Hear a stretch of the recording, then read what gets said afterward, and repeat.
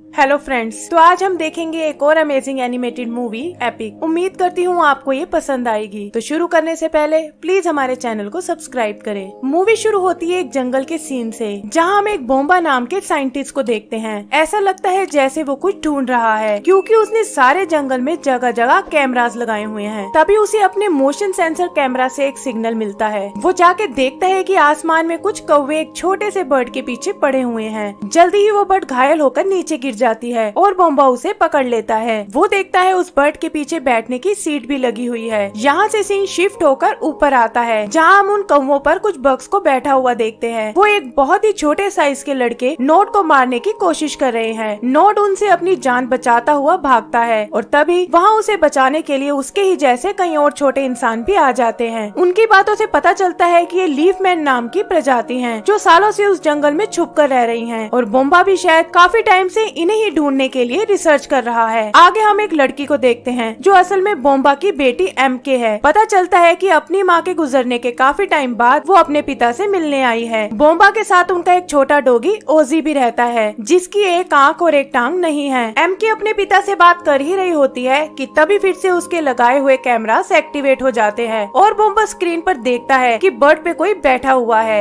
MK उदास हो जाती है कि अभी भी उसके पिता के पास उसके लिए टाइम नहीं है। आगे हम उन लीफ मैन्स को अपने इलाके में आता हुआ देखते हैं, जिसे वो मून हेवन बुलाते हैं। पता चलता है कि उनके लीडर का नाम रोनिन है और ये वही है जिसने नोट को बचाया था। वो अपनी क्वीन तारा के पास जाता है, जो एक मैजिकल लेडी है और उसकी ही पावर से ये जंगल हरा भरा रहता है। यहाँ पता चलता है कि तारा आज अपना एक वारिस चुनने वाली है और एक कली को चुनकर उसमें अपनी सारी शक्ति समा देगी। वो बताती है कि ये दिन 100 सालों में एक ही बार आता है और उन्हें हर हाल में आज ये सेरेमनी पूरी करनी होगी। यहाँ हम ये भी देखते हैं कि उन दोनों के दिलों में एक दूसरे के लिए प्यार की फीलिंग्स भी हैं। इधर हम जंगल की दूसरी तरफ का इलाका देखते हैं, जो सड़न और बदबू से भरा हुआ है। पता चलता है कि यहाँ लीफ मैन के दुश्मन बोगन्स रहते हैं। इनके लीडर मैंड्रेक और उसके बेटे दागदा का सपना है कि वो लीफ मैन्स के इलाके को भी अपने में मिला ले और उसे भी बर्बाद कर सके। मैंड्रेक प्लान करता है कि वो क्वीन तारा को मारकर उसकी सारी शक्तियाँ हासिल कर लेगा, ताकि वो पूरे जंगल को बर्बाद कर दे। आगे नोड मून हेवन आता है और हमें पता लगता है कि रोनिन ने उसके पिता से वादा किया था कि वो हमेशा उसकी रक्षा करेगा, लेकिन नोट को ये बिल्कुल पसंद नहीं होता और वो सोल्जर की नौकरी छोड़कर मून हेवन से चला जाता है। इधर लीफ मैन तारा को लीफ पोर्ट की तरफ ले चलते हैं, जहाँ वो एक कली को चुनकर उसमें अपनी मैजिकल पावर्स ट्रांसफर करेगी। इधर एम के बोम्बा से कैमरों के बारे में पूछती है और वो उसे उन छोटे लोगों के बारे में बताता है। एम के को लगता है कि यह सब उसका वहम है, लेकिन उसे यकीन दिलाने के लिए बोम्बा अपने आईपॉड पर कुछ आवाजें सुनाता है। एम के सोच में पड़ जाती है, क्योंकि ये इंसानों की नहीं बल्कि कुछ बैट्स की आवाजें हैं। बोम्बा उसे बताता है कि कैसे ये छोटे लोग मक्खियों के जैसे बहुत तेज उड़ते हैं और इसीलिए इन्हें देख या सुन पाना इतना आसान नहीं है। वो बात कर ही रहे होते हैं कि तभी बोम्बा को एक और अलर्ट आता है और वो एमके की बात सुने बिना फिर से बाहर चला जाता है। एमके उदास हो जाती है और अपने पिता से नाराज होकर वहाँ से जाने लगती है। बोम्बा के लिए एक मैसेज छोड़कर वो जैसे ही घर से बाहर निकलती है, उनका डॉगी ओजी जंगल की तरफ भाग जाता है। उसे वापस लाने के लिए एमके भी उसके पीछे पीछे जंगल में जाती है। दूसरी तरफ क्वीन तारा लीफ पोर्ट पर पहुंच जाती है। यहाँ हम दो स्नेल्स मब और ग्रब को देखते हैं, जो असल में लीफ पोर्ट के केयर टेकर्स हैं। वो दोनों क्वीन तारा को एक परफेक्ट कली को चुनने में हेल्प करते हैं। इससे पहले कि वो अपनी पावर्स उसमें डाल पाए, रोनिन एक पत्ती को सड़ते हुए देखता है और समझ जाता है कि बोगन्स यहाँ आ चुके हैं। वो एक पेड़ पर तीर चलाता है और उसमें छुपा हुआ बोगन मारा जाता है। देखते ही देखते वहाँ हजारों बोगन्स हमला कर देते हैं और क्वीन कली के साथ किसी तरह उनसे बचकर जंगल में भाग जाती है। थोड़ा आगे आने पर एक बोगन उसका रास्ता रोक लेता है और तभी एक छोटी बच्ची आकर क्वीन की जान बचाती है। तारा उसे सेव करके बोगन को अपने लोगों से दूर ले जाती है और तभी रोनिन उसे बचाने आ पहुंचता है। मैंड्रेक और उसका बेटा दागदा उनके पीछे लग जाते हैं और रोनिन एक तीर से दागदा को मार डालता है, लेकिन मैंड्रेक का एक तीर क्वीन को घायल कर देता है, जिससे वो नीचे गिर जाती है। इधर ओजी को ढूंढते हुए एमके को एक चमकती हुई चीज नीचे गिरती दिखती है और वो उसके पास जाती है। क्वीन उस कली में अपनी पावर्स ट्रांसफर करके एमके के हाथों में दे देती है और देखते ही देखते उसका साइज भी छोटा हो जाता है। वो भागकर क्वीन के पास आती है, जो उसे बताती है कि ये कली इस जंगल की जान है और उसे इसे लेकर एक जादूगर नीम के पास जाना होगा। तभी रोनिन और बाकी लीफ मैन वहाँ आते हैं और क्वीन उसकी बाहों में अपना दम तोड़ देती है। यहाँ एमके को एक बड़े साइज की मधुमक्खी दिखती है। वो समझ जाती है कि जो उसके पिता बताते थे वो सब सच था। तभी वहाँ वहाँ मब और ग्रब आते हैं और बताते हैं कि नीम ही अब उन्हें बता सकता है कि इस कली के साथ क्या किया जाए और वही है जो एमके को फिर से बड़ा बना सकते हैं। रोनिन एमके से हेल्प मांगता है और वो चारों एक बर्ड पर नीम को ढूंढने निकल जाते हैं। उधर हम नोट को देखते हैं जो अपने ही जैसे लोगों के साथ एक बर्ड रेस में हिस्सा ले रहा है। जल्दी ही वो रेस जीत जाता है, लेकिन एक बूफो नाम का गैंगस्टर मेंढक उसे पकड़ लेता है। पता चलता है कि नोट ने उससे ये रेस हारने के लिए पैसे लिए थे और इसीलिए वो अब उसे सांप को खिलाना चाहता है। तभी वहाँ रोनिन आता है और उससे डरकर बूफो नोट को छोड़ देता है। रोनिन नोट को क्वीन के बारे में बताता है और कहता है कि उन्हें वो कली नीम तक ले जानी होगी। यही नोट पहली बार एमके को देखता है और वो लोग जाने की तैयारी करते हैं, लेकिन बूफो छुप कर उनकी सारी बातें सुन लेता है। उधर घर वापस आकर बोम्बा को एमके का मैसेज मिलता है और उसे लगता है कि वो यहाँ से चली गई है। इधर वो सब लोग जादूगर नीम तक जाते हुए बोगन्स के इलाके के पास आते हैं और रोनिन रास्ता बदलने को कहता है, लेकिन नोट उसकी बात नहीं मानता। वो जैसे ही आगे बढ़ता है वहाँ ढेर सारे बोगन्स उनके पीछे पड़ जाते हैं। उनसे बचने के चक्कर में नोट और एमके एक होल में गिर जाते हैं जहाँ एक चूहा एमके पर हमला करता है। एमके नोटिस करती है कि वो भी ऊंची छलांग लगा सकती है, लेकिन एक पेड़ से टकराकर बेहोश हो जाती है। नोट उसे बचाने आता है, लेकिन चूहे का सामना नहीं कर पाता। तभी रोनिन वहाँ आकर उन दोनों को बचा लेता है। क्वीन के मरने के बाद मैंड्रिक फिर से जंगल को तबाह करने लगता है और उस कली को ढूंढने में लग जाता है। वो बूफो को बुलवाता है और उसे डराकर उससे रोनिन का प्लान पता करता है। रोनिन सबको लेके जादूगर नीम तक पहुँच जाता है और वो देखता है कि वहाँ भीड़ लगी हुई है। यहाँ पता चलता है कि जंगल में हो रही तबाही को रोकने के लिए वो सब यहाँ आए हैं। जल्द ही वो नीम से मिलते हैं, जिसे अभी अभी क्वीन की मौत के बारे में पता चला है। वो असल में एक रिकॉर्ड कीपर है जो जंगल में घटी हर घटना का रिकॉर्ड रखता है। वो उन्हें बताता है कि इस कली को फुल मून में खिलना होगा, तभी ये जंगल बच पाएगा। एमके उससे अपने बारे में पूछती है और वो उसे उसकी पुरानी मेमोरी दिखाता है। वहाँ उसे पता चलता है कि जैसे ही वो कली खिलेगी उसे भी उसका पुराना रूप वापस मिल जाएगा। रोनिन नोट को कली का ध्यान रखने को कहकर नीम के साथ अपने लोगों तक मैसेज पहुंचाने जाता है, लेकिन नोट एक बार फिर उसकी बात पर ध्यान नहीं देता और एमके को हिरन की सवारी कराने ले जाता है। यहाँ हम देखते हैं कि वो दोनों एक दूसरे को पसंद करने लगे हैं। इधर मैंड्रिक जिसे कली की लोकेशन पता चल गई थी नीम के वहाँ आता है। मब और ग्रब उसे रोकने की कोशिश करते हैं, लेकिन वो कली के साथ उन दोनों को भी ले जाता है और रोनिन कोशिश करने पर भी उसे नहीं रोक पाता। मैंड्रिक मब और ग्रब को बताता है कि उसका प्लान कली को अंधेरे में खिलाने का है, जो उसका असर पलटकर सारे जंगल को बर्बाद कर देगी। रोनिन को नोट पर बहुत गुस्सा आता है कि वो एक काम भी ठीक से नहीं कर पाया। वो अकेला ही बोगन्स के इलाके में जाना चाहता है, लेकिन एमके सबको एक साथ चलने को कहती है। तभी नीम बताता है कि जल्दी ही फुल मून होने वाला है और अगर टाइम निकल गया तो सब कुछ खत्म हो जाएगा। एमके सबको लेकर अपने पिता के घर चलने को कहती है ताकि वो वहाँ से कुछ मदद ले सके। बोम्बा के घर उन्हें लीफ मैन और बोगन्स की कुछ चीजें मिलती हैं जो लड़ाई में उनकी मदद करेंगी। यहाँ एमके को पता चलता है कि रोनी और उसके लोग जानबूझकर अपनी कुछ निशानियाँ गलत जगह छोड़ते थे ताकि बोम्बा उनके ठिकाने से दूर रहे। वो उसका मजाक उड़ाते हैं और तब एमके बताती है कि वो उसके पिता हैं। ये सुनकर नोट हैरान हो जाता है क्योंकि उसे लगता था कि एमके उनमें से ही एक है, लेकिन रोनिन उसे सारी कहानी बताता है। तभी वहाँ ओजी आता है और उन्हें पकड़ने की कोशिश करता है। वो लोग उससे बचकर भागते हैं और शोर सुनकर जैसे ही बोम्बा पलटता है उसे ये तीनों दिख जाते हैं। रोनिन किसी तरह एक पर्दे की रस्सी से उन सबको बचाने की कोशिश करता है, लेकिन बोम्बा एक वैक्यूम क्लीनर से एमके को पकड़ लेता है। वो जैसे ही उसे पास से देखता है उसमें उसे एमके दिखाई देती है और ये देखकर वो बेहोश हो जाता है। एमके बाहर आती है और नोट जल्दी से उसे यहाँ से चलने को कहता है, लेकिन वो जाने से पहले जंगल की मैप पर मून हेवन की सही लोकेशन मार्क कर देती है। आगे वो लोग बोगन्स के जैसे कवच पहनकर उनके इलाके में आते हैं। रोनिन एक प्लान बनाता है और बोगस को अपने पीछे लगाकर उन दोनों को कली और स्नेल्स को बचाने को कहता है। वो दोनों स्नेल्स को ढूंढ लेते हैं और छुपकर वहाँ से निकलने की कोशिश करते हैं। रोनिन का सामना मैंड्रिक से होता है और वो आपस में लड़ने लगते हैं। तभी मैंड्रिक नोट और एमके को देख लेता है और अपने साथियों को उन्हें पकड़ने को कहता है। रोनिन अकेला ही उन सब से भिड़ जाता है और नोट और एमके को कली लेकर वहाँ से जाने को कहता है। ना चाहते हुए भी नोट को उसकी बात माननी पड़ती है और वो दोनों वापस मून हेवन आ जाते हैं। नीम कली को उस जगह रखता है जहाँ मूनलाइट पड़ने से वो खिलने लगेगी। कली खिलना शुरू ही होती है कि तभी वो देखते हैं कि वहाँ अंधेरा छाने लगा है। पता चलता है कि मैंड्रिक अपने बैट्स की मदद से मून की लाइट को रोक रहा है। नोट और बाकी लीफमैन बैट्स को हटाने उनके पीछे जाते हैं और इधर एमके को एक आइडिया आता है। वो तुरंत वहाँ से निकलकर अपने पिता के कैमरों के पास जाती है ताकि उनसे मदद मांग सके।